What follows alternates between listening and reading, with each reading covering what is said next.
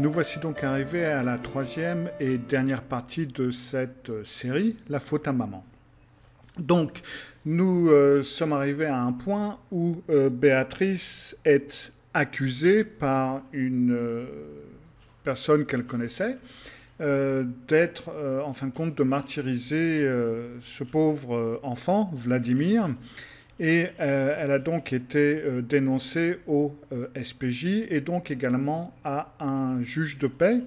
Et donc la machine judiciaire se met en branle.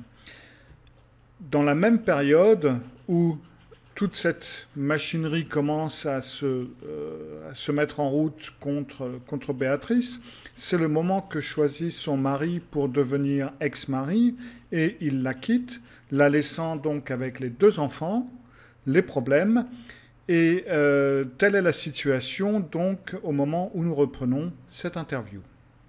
Ça s'appelle un signalement, Oui. donc ce qu'elle a rempli.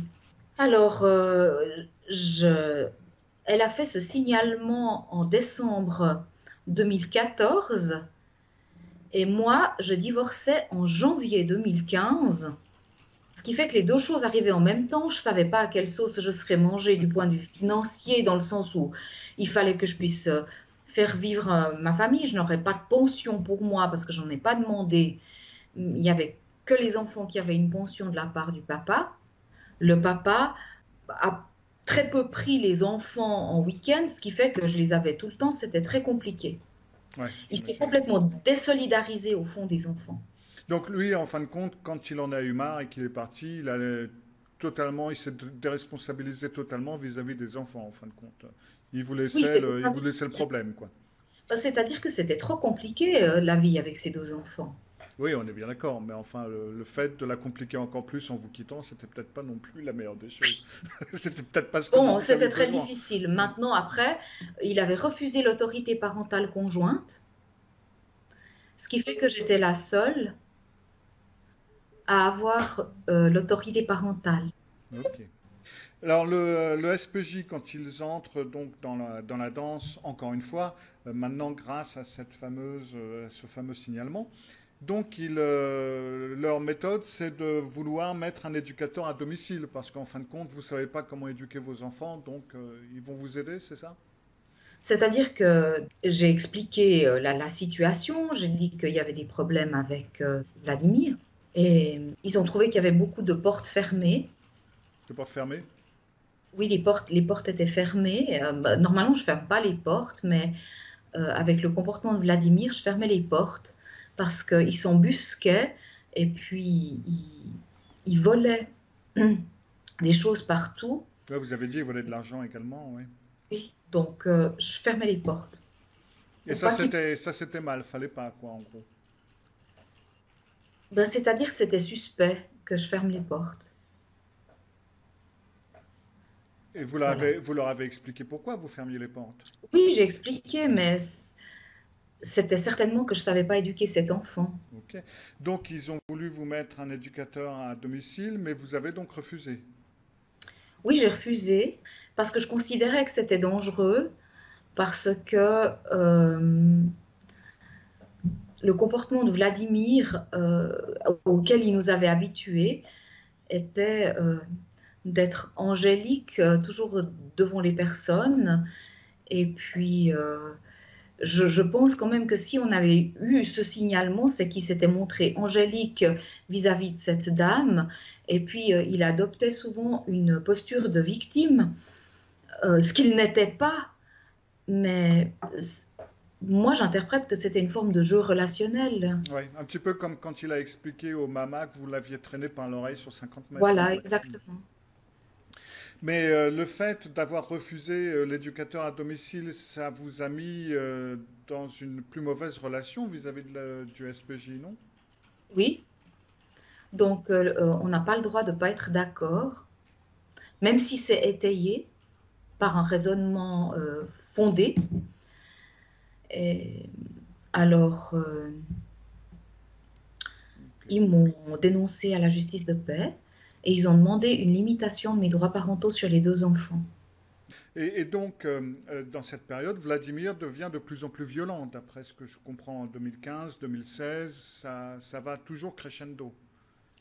Oui, j'étais partie en vacances avec euh, mon compagnon, parce que j'ai un compagnon, et puis il avait deux enfants, deux garçons aussi, et on était partis en vacances ensemble, et c'est là que mes deux enfants ont été les deux dans la même chambre, et qu'il y a eu des violences extrêmes. Sacha avait les pommettes toutes bleues, tellement il avait été frappé. Quand on allait à la piscine, euh, Sacha avait pas pied, il avait des manchons.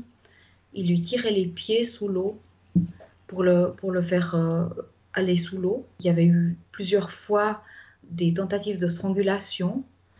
On lui disait, mais c'est les autres enfants qui étaient témoins qui disaient, mais il a essayé d'étrangler Sacha. Et il disait, mais non, je voulais le porter. Et Euh, Sacha, il disait rien de tout ça, lui? C'est-à-dire que oui, il pleurait. Mais il Alors se plaignait finalement, pas à vous? Il n'essayait pas de se défendre? c'est-à-dire que le problème, c'est que justement là où moi je me suis beaucoup alertée, c'est que vu que les maltraitances étaient tellement constantes, j'ai commencé à séparer les enfants l'un de l'autre, parce que même en quelques secondes le matin, ils ne pouvaient pas se préparer dans le même lieu, dans le vestiaire, parce que quand Sacha était assis, Vladimir lui donnait des coups de pied dans le visage. Ah oui, donc c'était relativement violent. Est-ce que vous avez raconté ce genre de choses au SPJ? Oui, mais pour eux, c'était selon le signalement qu'il était stigmatisé et qu'il réagissait comme ça parce que il était stigmatisé, puis que j'étais quelqu'un de trop carré, alors que j'expliquais qu'avec le psychologue scolaire, on, on, on le faisait réparer, donc il écrivait un mot, il écrivait des excuses, il devait donner quelque chose pour réparer. Euh, pour le fait qu'il déchirait ses pantalons, je mettais des patchs et puis je disais plus rien pour pas être dans des jeux de pouvoir. C'est comme ça que ça avait été discuté avec le psychologue scolaire, dans l'idée que ce soit pas, comment dire, de la provocation. Mais rien n'y faisait. Et d'ailleurs, dans son signalement, cette dame, elle avait aussi dit que les enfants étaient négligés. Ah, Ben oui, ah parce ouais, qu'il parce avait qu'elle des avait des pantalons pantalons rapiécés, rapiécés, c'est oui. ça. Mhm. Mais j'avais expliqué pourquoi. Mais elle m'a décrédibilisée aussi aux yeux de mon fils parce qu'elle lui a offert des pantalons. Mhm. Donc lui, euh, ça lui a donné aussi, comment, Confirmation. Mhm. oui, ça lui a permis comment dire, de comprendre qu'il y avait de quoi obtenir des choses de cette dame. Et comme j'ai été décrédibilisée, voilà, c'était. Donc, d'après le SPJ, en fin de compte, parce que cette dame a fait un signalement, que vous êtes un peu trop carré d'après eux, parce que vous aimez bien qu'il y ait de l'ordre dans certaines choses, et Que les donc, portes étaient fermées. où toutes les portes étaient fermées, donc cela prouvait que vous préfériez Sacha à Vladimir, et donc que Vladimir se vengeait sur Sacha, et c'était de votre faute, en gros, quoi. Voilà. Très bien. Et la solution était donc d'essayer de vous déchoir, on doit dire, de vos droits parentaux. Pour les deux. C'est-à-dire de les limiter. De les limiter, ok. Mhm. Et moi, je ne voulais pas qu'on limite mes droits parentaux. Donc, le, l'autre psychologue qui s'occupait des questions de ma famille, mais aussi qui me connaissait depuis très très longtemps, et puis il avait fait aussi l'expertise psychiatrique pour l'adoption. Donc, il sait que j'ai pas de pathologie mentale. Voilà, donc lui, il est venu témoigner au tribunal. Et comme c'est quelqu'un qui jouit d'une très bonne réputation, il a expliqué que, ah oui, parce que dans le rapport du SPJ, il disait que l'enfant était stigmatisé parce qu'il avait pas reçu de glace un après-midi, parce que, euh, qu'est-ce qu'il y avait encore? Ah oui, parce que je le mettais dans sa chambre quand il y avait des problèmes. Enfin, eux, ils disaient enfermé. Mhm. alors qu'il n'était pas enfermé. Il n'était pas fermé Il à était clé. Ce que vous voulez consigné, dire, non, c'est qu'il pouvait sortir, oui. il était consigné dans sa chambre. Mhm.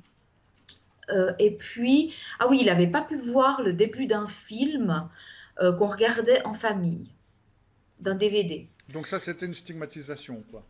Oui, enfin, c'est ce qui était écrit dans leur rapport, comme maltraitance. Maltraitance. Ah, Oui. ok. Et puis, alors, le psychologue que la juge appréciait parce qu'il est connu, a expliqué que c'était correct de consigner un enfant dans sa chambre et puis que c'était, enfin, qu'il n'y avait pas de maltraitance manifeste, quoi. Alors, la juge elle a aussi écouté le psychologue scolaire, hein, qui allait dans le même sens, ce qui fait que la juge a dit, ben, cette dame sait très bien s'occuper de ses enfants, donc on va fermer Ce cette dossier. affaire. Mhm. Mais disons, dans ce qui a été écrit par le SPJ à mon sujet, ça m'a beaucoup fait pleurer dans le sens où il y avait beaucoup de choses qui étaient inexactes et j'ai été beaucoup chargée en tant que personne euh, d'un tas de choses. Il est important de noter que Béatrice est donc une personne qui est très compétente par rapport à tout ce qui est les enfants, qui a plusieurs formations dans le domaine de la psychothérapie, donc qui travaille, qui a un quotidien quand même bien réglé, et elle a donc un certain bagage pour pouvoir répondre. Elle a du répondant vis-à-vis du SPJ et vis-à-vis des accusations qu'on lui met. Maintenant, tout le monde n'est pas comme ça. Certaines autres personnes pourraient très rapidement se trouver désarçonnées vis-à-vis de ces accusations qui sont portées par des spécialistes, entre guillemets. Ce qui fait que on prend généralement comme argent comptant ce qu'ils nous disent. S'ils disent que c'est de notre faute parce qu'on fait ceci ou cela mal, ça demande beaucoup d'avoir des contre-arguments avec quelque chose derrière, pouvoir leur dire mais non, c'est pas possible parce que, etc., etc. Si la personne n'a pas la formation nécessaire ou le savoir nécessaire pour pouvoir se défendre, elle est encore plus mal que l'a été Béatrice dans cette situation, elle ne tiendrait pas le coup. Mais au point de vue psychologique, c'est bien entendu extrêmement fatigant, éreintant, d'être toujours sur la chaise de l'accusé et de se sentir en position de défense constante. Arrive donc le moment où on se décide pour envoyer Vladimir à une première hospitalisation. D'abord, il y a eu la première hospitalisation qui a duré 3 semaines avec des tests, Rorschach, le TAT. Donc, autrefois, c'était patte noire, mais maintenant, c'est l'histoire c'est d'une famille d'ours. Donc, il est ressorti quand même de ces 3 semaines que déjà, il était très perturbé la nuit parce qu'il ne restait pas dans sa chambre. Il essayait toujours de prendre la télécommande de la télévision parce qu'il était limité à 30 minutes par jour de télévision. Donc la nuit, il sortait et il allait chercher la télécommande dans le bureau des infirmières. Et puis quand il rencontrait une infirmière, il disait, forcément, il n'allait pas dire je vais chercher la télécommande de Oh la non. télévision. Il disait j'ai mal à la tête, j'ai mal au ventre. Alors là, les psychiatres ont dit il somatise. Alors moi, j'ai Ok. expliqué qu'en fait, il cherchait la télécommande de la télévision. Voilà. Bon, là, je veux dire, j'ai collaboré bien pendant ces 3 semaines, bien que c'était difficile parce que moi, j'ai toujours eu l'impression que j'étais pas entendue sur les troubles de mon enfant. Et d'ailleurs, j'avais une idée très précise de quels sont ces troubles. Et parce que forcément, je leur disais, mais l'expert, c'est moi. Parce que euh, les troubles, je les connais et j'ai fait beaucoup de recherches à ce sujet et je peux vous dire de quoi il s'agit. Là, il y a quand même eu un diagnostic qui était exact, qu'on n'a plus jamais retrouvé ensuite. Quel diagnostic? Risque de développer une personnalité antisociale, enfin de risque de développer des troubles antisociaux chroniques et troubles de l'attachement. Ok. D'après le rapport des psychiatres, cet enfant a donc un risque de développer ce qu'on appelle le trouble de la personnalité antisociale, ce qui, en langage plus commun, dit donc de développer des troubles psychopathes ou sociopathes ou pervers narcissiques ou ce que vous voulez. Maintenant, le principe est que dans la plupart des pays qui reconnaissent ceci comme un trouble, on ne peut pas poser le diagnostic avant que le sujet ait 18 ans. C'est-à-dire que jusqu'à 18 ans, en fin de compte, même si l'enfant se comporte en parfait psychopathe, on ne peut pas dire qu'il souffre du trouble de la personnalité antisociale. Cela peut seulement arriver après son 18e anniversaire. Mais il n'empêche que le trouble est bien là dès le départ, dès la naissance, qu'il se développe petit à petit. Bref, pour l'instant, Béatrice a donc le rapport des psychiatres qui dit donc qu'il y a un souci avec Vladimir, qu'il risque de développer ce trouble. Et puis, d'après le juge, en fin de compte, elle n'a rien fait de mal, tout se passe bien, elle a fait de son mieux, et donc elle n'est pas à mettre en cause. Donc on pourrait penser que le SPJ lâcherait le morceau, puisque de toute façon, il n'y a rien à voir, circuler, il n'y a rien à voir. Mais ce n'est apparemment pas comme ça que les choses vont se développer. Alors maintenant, vous avez, pour ainsi dire, un rapport de psychiatre qui dit, bon, cet enfant va développer donc des troubles de la personnalité antisociale. Risque de développer, oui. Donc, logiquement, le SPJ devrait comprendre que le problème, c'est pas vous, mais le gamin, en fin de compte. Ben non. Ben non. Ok. Donc, arrive une deuxième hospitalisation. Pourquoi cette deuxième hospitalisation, en fin de compte? Alors, d'abord, les choses se sont aggravées. Un jour, il y avait 7 enfants à la maison, et puis comme Vladimir a besoin d'être toujours le centre d'attention, donc, mais dans ce besoin d'être le centre d'attention, il y a un côté puits sans fond. Et on peut lui donner toute l'attention possible, c'était jamais suffisant.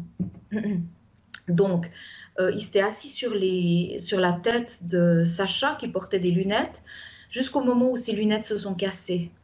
Et ça, c'est les autres enfants qui nous ont raconté.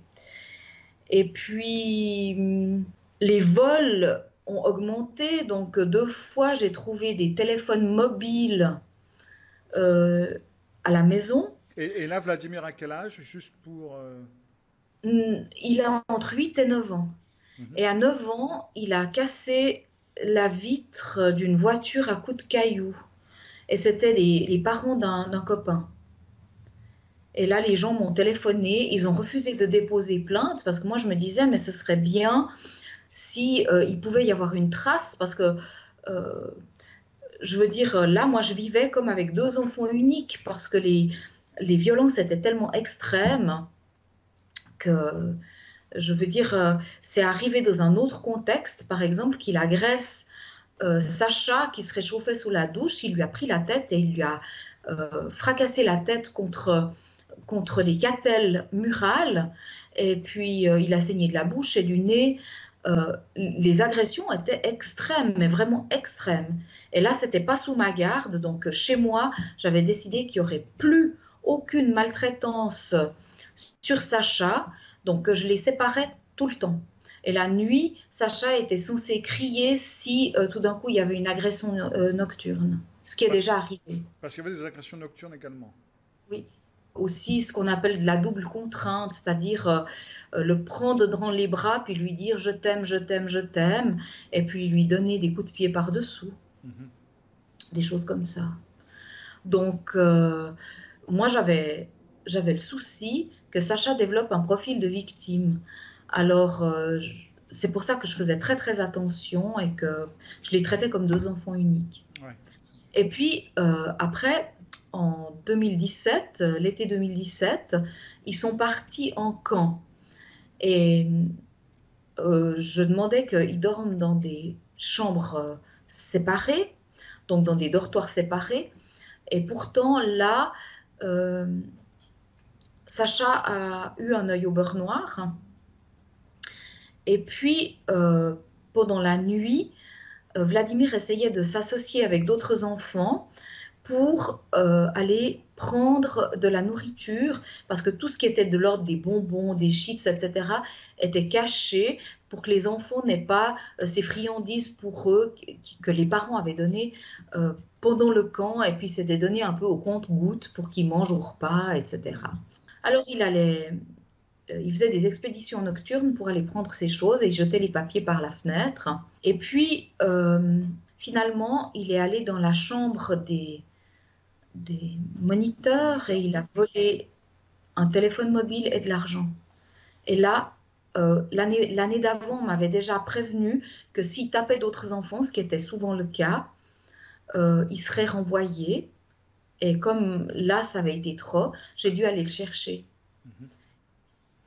Donc les Et choses se compliquent de plus en plus en fin de compte avec lui parce que ça commence à oui, devenir... oui, et j'avais plus de possibilité de garde les moments où je travaillais parce que toutes les personnes, il y a ce qu'on appelle les mamans de jour. Donc Sacha allait chez une maman de jour. Et puis, parce que bien sûr, avec la dame, ça c'est fini, elle les a gardés à peine 2 mois, cette dame qui m'avait signalé, hein. Donc on ne peut pas dire qu'elle avait du recul par rapport à ça. Et en plus, elle me connaissait depuis des années. Euh, il- Elle savait que j'étais une prof tout à fait bien, donc elle s'est vite dépêchée de me juger alors qu'elle me connaissait depuis longtemps. Sympa. À ce moment-là, j'aurais pas pu recommencer à travailler parce que euh, j'avais plus de possibilité de garde pour lui parce que, par exemple, il avait été chez un collègue enseignant et ce collègue avait un petit enfant de 5 ans alors qu'à ce moment-là, Vladimir avait 10 ans et il avait frappé cet enfant avec des pièces de Lego, il avait des griffures dans le dos, il avait sorti tous les duvets et matelas pour faire une cabane dehors, ce qu'il n'aurait jamais fait à la maison. Il savait jauger qui il avait en face et jusqu'où il pourrait aller, Avec jusqu'à qui? quelle limite il pourrait aller, avec qui, voilà. Finalement, ça a duré 4 fois. Mhm. 4 débuts de soirée et c'était fini. Ils m'ont dit non, non, on peut plus. Ça a complètement déstabilisé. En 4 fois, ça a complètement déstabilisé notre famille. Alors, arrive donc le moment L'été où, 2017, ouais, oui. arrive donc le moment en fin de compte où on parle de placement, placement en Oui. urgence. Qui prend cette décision et pourquoi? Ben, c'est-à-dire, j'ai dû écrire au SPJ parce que c'est eux le bailleur de fonds des institutions. Mais enfin, j'ai demandé cette fois d'avoir un monsieur. Et avec ce monsieur, je me suis assez bien entendue et il a tout de suite compris quand même qu'il y avait le problème était énorme, aussi parce que tous les enfants du quartier se sont retournés contre lui. Et un jour, il est arrivé à la maison à toute vitesse et il a fermé la porte de l'immeuble à clé parce qu'il était poursuivi. Il s'est mis tout le quartier à dos, en gros, quoi. Oui. Et tous les enfants qui étaient dans l'école avec lui, hein, à l'école avec lui. Donc, il avait détruit toutes les relations qu'il avait ici, donc il ne pouvait pas rester ici. Donc, il est allé dans un foyer d'urgence. Un foyer d'urgence, c'est pour 4 mois. Et comment Ce ça que s'est j'ai pas, passé là-bas?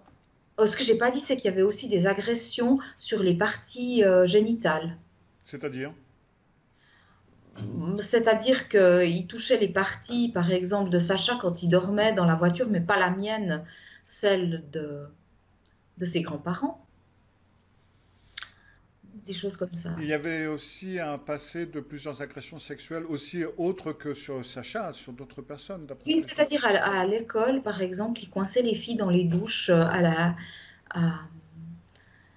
à l'école, et puis les filles se plaignaient, et puis la maîtresse me disait, mais c'est toujours très très difficile, moi je n'aime pas écouter les accusations des autres enfants, j'aime mieux être témoin des problèmes, mais avec Vladimir, c'est très compliqué de le prendre sur le fait. Donc, en fin de compte, c'est resté en suspension, ces accusations. Donc.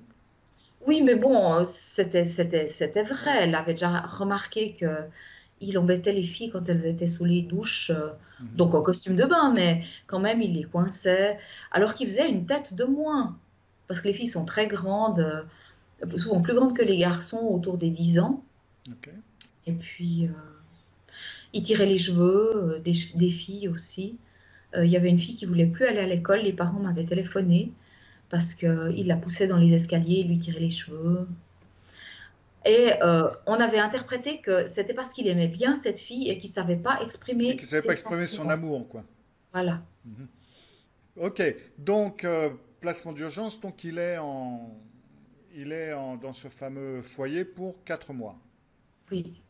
Et là, ça se passe bien, donc, puisque logiquement, d'après ce que je comprends, si on reprend le leitmotiv du SPJ, c'est vous, en tant que mère, qui êtes trop carré, qui faisait du favoritisme, etc.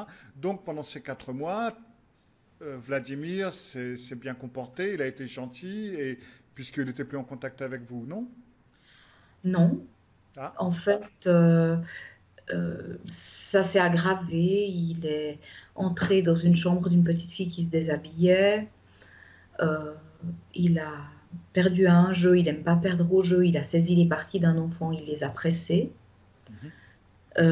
Mais bon, moi, je dois dire que quand j'allais là-bas, je me présentais pas sous mon meilleur jour. pourquoi? En ce sens que,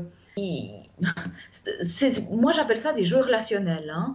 Ah oui, quand je téléphonais, d'abord au début, j'étais seule avec lui au téléphone, donc il y avait un cadre. Je devais le voir 2 fois par mois, et puis je devais lui téléphoner 2 fois par semaine autour de midi.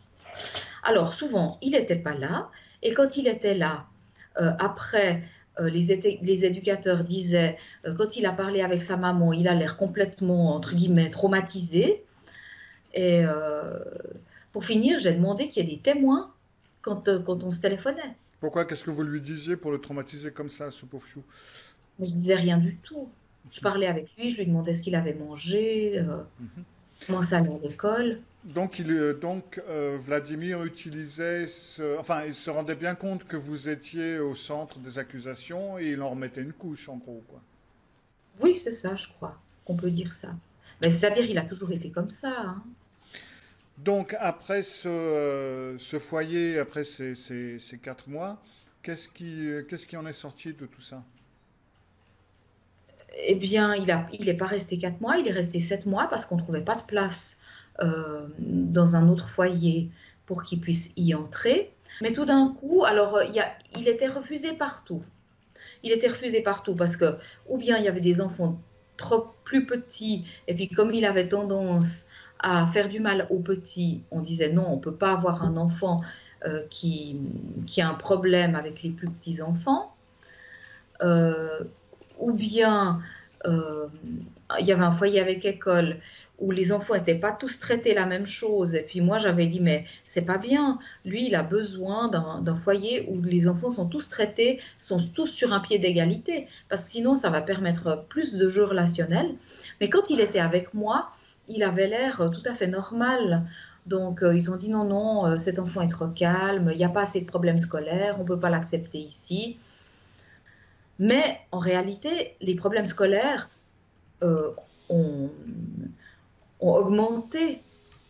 Et puis, ce qui a fait qu'on m'a dit non, non, pour qu'il puisse continuer l'école, il faut qu'il retourne euh, à l'hôpital, au centre psychiatrique pour enfants, et, et qu'il aille 2 jours par mois pendant 3 mois, ce qui permettait de soulager l'école.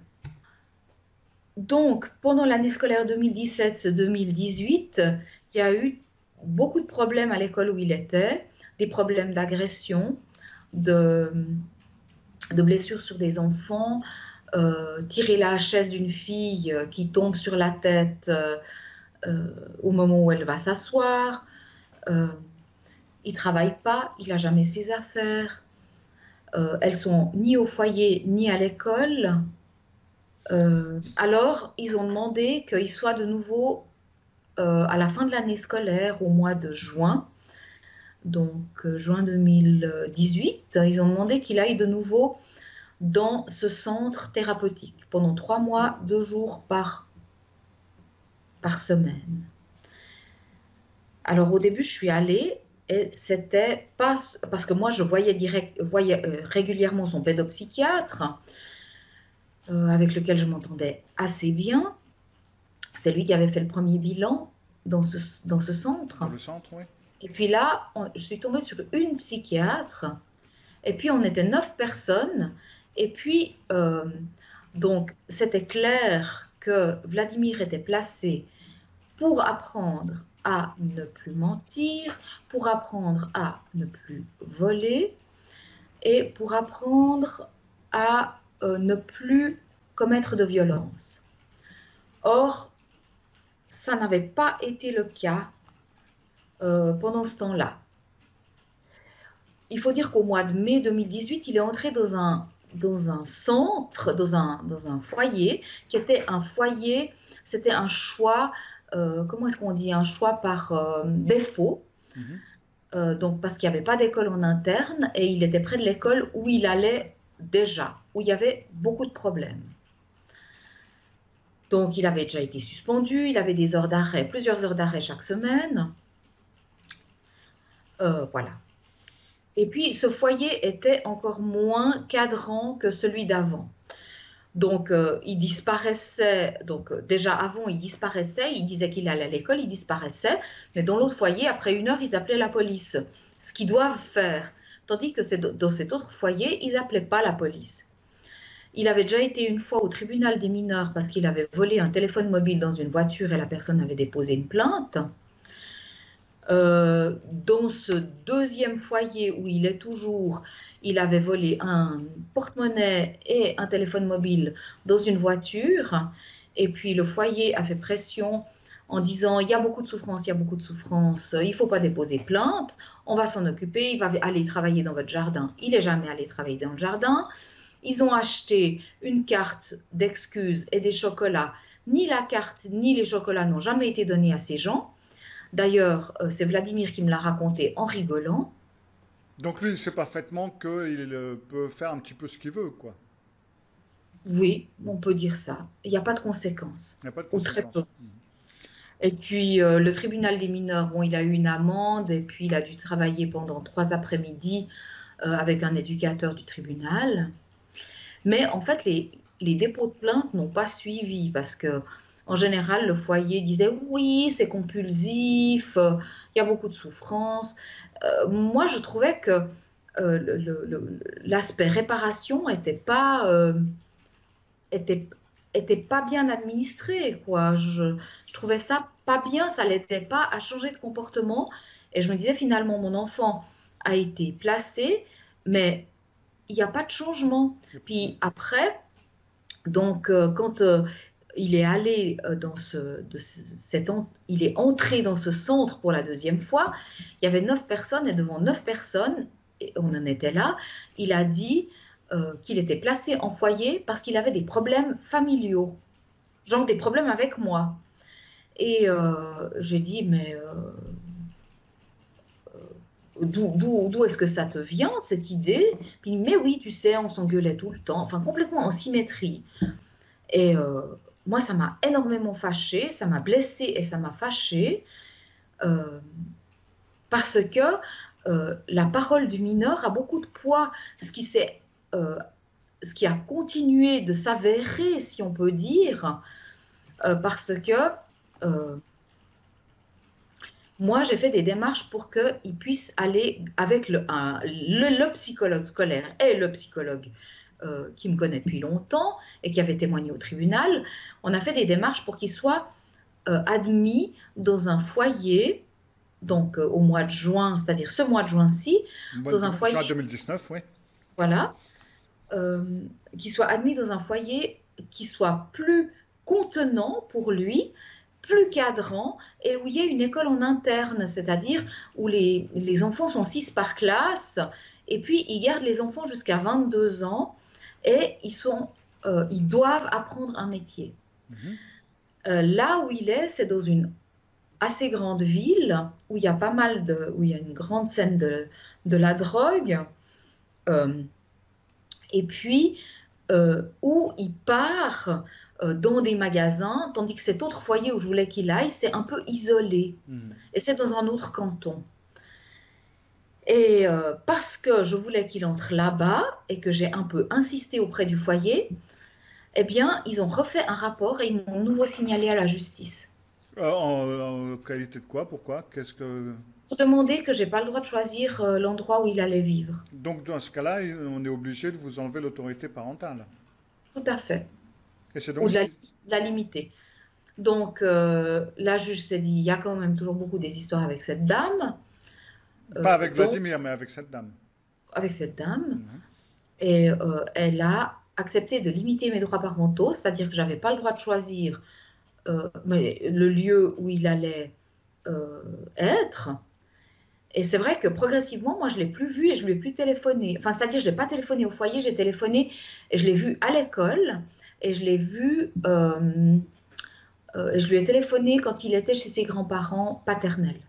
En Suisse, c'est un petit peu comme au Danemark. Il y a une obligation d'apprentissage, mais il n'y a pas d'obligation de scolarisation comme telle. C'est-à-dire que on peut enseigner à ses enfants, on peut, en dehors du système d'école que l'on connaît.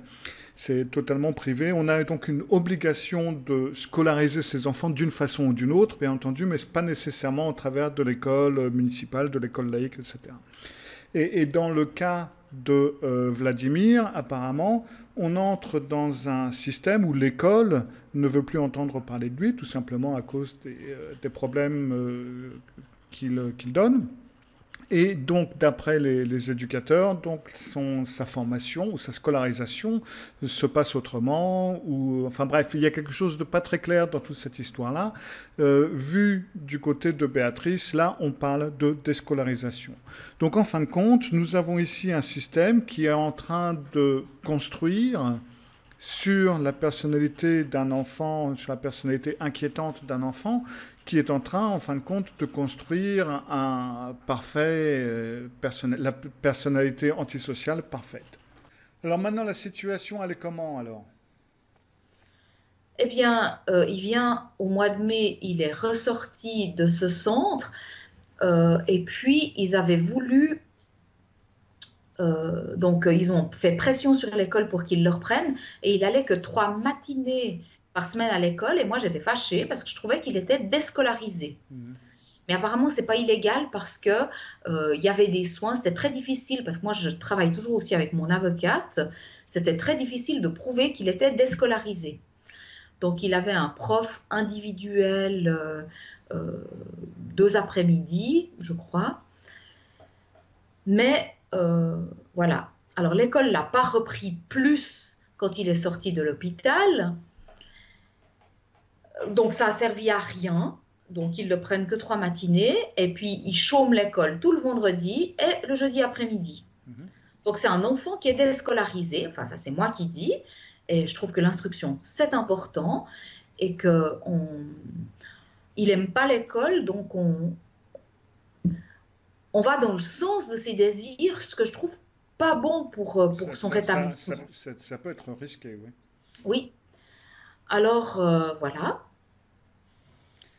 Et maintenant, vu que j'ai des dettes d'avocat, des dettes de justice, j'en ai deux puisqu'il y a eu celle de 2015-2016 et puis maintenant celle de 2018-19, eh bien, plus des dettes d'avocat parce que j'ai gardé toujours mon avocate. Je paye tous les mois pas mal d'argent pour tout ça. Le seul moyen de faire que le SPJ soit hors course, c'est de demander que mon fils soit placé sous tutelle. Et j'ai demandé qu'il soit placé sous tutelle parce que je n'ai jamais été entendue et qu'on continue de dire que je suis dans le déni de ma responsabilité des troubles de mon enfant, alors que le psychologue qui habite loin et le psychologue scolaire ont toujours dit que c'était biologique et que je devais être complètement dissociée des troubles de mon fils. Mais ça, personne ne l'écoute. Donc maintenant, s'il est placé sous tutelle, si Vladimir est placé sous tutelle, ce n'est donc plus votre responsabilité? Non, c'est-à-dire il voit son papa une fois par mois et puis ses grands-parents paternels, on essaie de faire croire qu'il n'avait pas de contact avec eux alors qu'il a eu un contact. Il habitait chez eux un week-end par mois et maintenant il y va 2 week-ends. Maintenant, ils mettent aussi en doute mes qualités parentales par rapport à mon autre enfant, mais normalement, je devrais être protégée de ce côté-là. Ok. Donc, on va espérer que vous puissiez garder Sacha sans souci. Maintenant que Vladimir n'est plus dans dira-t-on, dans l'environnement familial, comment se comporte Sacha? Donc là, ça fait 2 ans et demi que Vladimir est parti. Sacha, il avait 9 ans et demi à ce moment-là. Il a une vraie vie, c'est-à-dire que euh, je lui ai fait faire un sport pour qu'il prenne confiance en lui, pour que je sois sûre qu'il ne développe pas un profil de victime. Le taekwondo? Oui. Mhm. Et puis, euh, disons, il a une vie à la maison, les portes sont plus jamais fermées. Euh, il a une vie avec des copains aussi. Il a un copain qui peut souvent venir dormir à la maison. Euh, Donc, vous avez l'impression que ça lui fait du bien que Vladimir ne soit plus là? oui, enfin, il a une vraie vie, il a une vraie enfance qu'il n'a pas eue avant, à cause de tous les aménagements que, que j'ai dû faire dans la maison et dans leur vie pour éviter les violences. Oui, tout à fait. Très bien, Béatrice. Eh ben, merci beaucoup pour cette interview et puis espérons que votre message soit entendu par autant de personnes que possible. Merci. Merci, merci Cyril. Au revoir. Au revoir. Donc voilà la fin de toute cette malheureuse histoire. Enfin, pour l'instant, la fin provisoire de cette histoire. Alors, Vladimir est toujours placé et il est maintenant sous tutelle, donc il n'est plus, ce qu'il fait n'est plus la responsabilité de Béatrice, mais de l'État suisse ou du canton, enfin bref, du SPJ. Elle peut garder Sacha, et donc Sacha, lui, est en train de se développer et de s'épanouir maintenant qu'il n'y a plus son demi-frère pour lui taper dessus, lui mettre des œils au beurre noir et le martyriser. Et les portes sont de nouveau ouvertes dans la maison, toutes grandes ouvertes, il n'y a plus de soucis. Reste des soucis économiques, bien entendu, parce que tout ça coûte très cher. Béatrice a dû payer pas mal, et pour les foyers, et pour les frais de justice, et pour les frais d'avocat. Et il ne faut pas oublier qu'elle est donc maintenant devenue mère célibataire. Donc il reste quand même certains soucis concrets bien présents, mais on peut s'autoriser à penser que le pire est maintenant passé. Et on peut lui souhaiter une bonne chance pour elle et Sacha pour une bonne continuation. Maintenant, comment est-ce que les choses vont se développer, ça, personne ne le sait, surtout pour ce qui est du futur de Vladimir. Mais je crois qu'il est important de se souvenir dans toute cette histoire que il est facile de placer la responsabilité de ce que fait un enfant sur les parents, qu'ils soient biologiques ou qu'ils ne soient pas biologiques. Et on peut vraiment mener les parents très très très loin en les accusant de tout et n'importe quoi, en utilisant des techniques vieillottes qui datent du siècle dernier, en fin de compte des théories qui ne tiennent pas debout. Et de cette façon, on risque de construire plus de personnes dangereuses, plus de personnes nuisibles à la société, et il n'est pas sûr que ce soit la bonne solution. Voilà, c'était tout pour cette fois, pour cette série de programmes. Je vous dis bonnes vacances, peut-être à bientôt au cours de l'été, mais plus probablement, on se revoit à partir du mois de septembre pour la reprise des webinaires. Au revoir.